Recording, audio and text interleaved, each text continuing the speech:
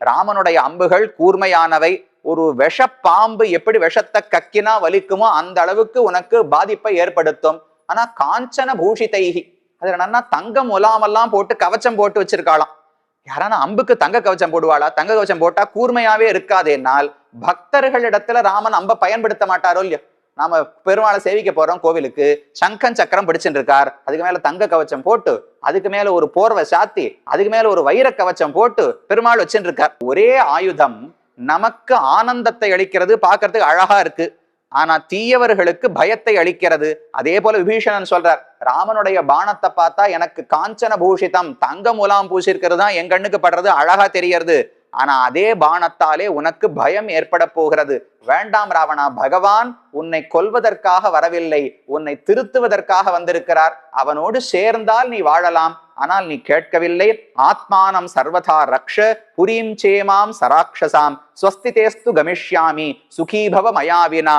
சொல்லி பார்த்தேன், கேட்கவில்லை. ஆத்மானம் சர்வதா ரக்ஷ, எல்லா விதத்திலும் உன்னை ரட்சித்துக்கொள், இந்த ராட்சச குலத்தை ரட்சித்துக்கொள், நான் இல்லாமல் சௌக்கியமாக இரு அப்படின்னு சொன்னா சௌக்கியமா இருக்க மாட்டாய்ன்னு அர்த்தம். ஒரு இடத்துல போய் காலில் விழுந்து வணங்கும் போது நன்னா இருங்கோ அப்படின்னு சொன்னா ஆசீர்வாதம் பண்றாருன்னு அர்த்தம்.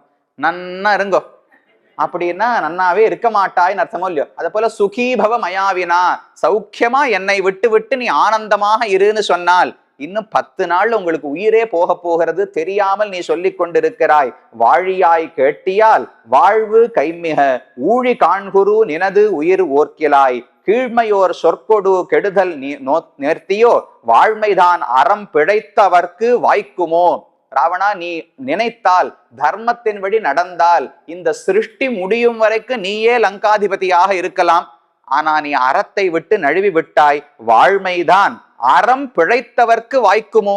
தர்ம பாதையிலிருந்து நீங்கினவனுக்கு வாழ்க்கை எப்படி நன்றாக இருக்க முடியும்? எப்படி ஒரு உன்னதி நல்ல கதி அவன் அடைய முடியும்? அதனால உனக்கு நன்மை ஏற்படாது, நான் புறப்படுகிறேன்னு அங்கிருந்து புறப்பட்டார்.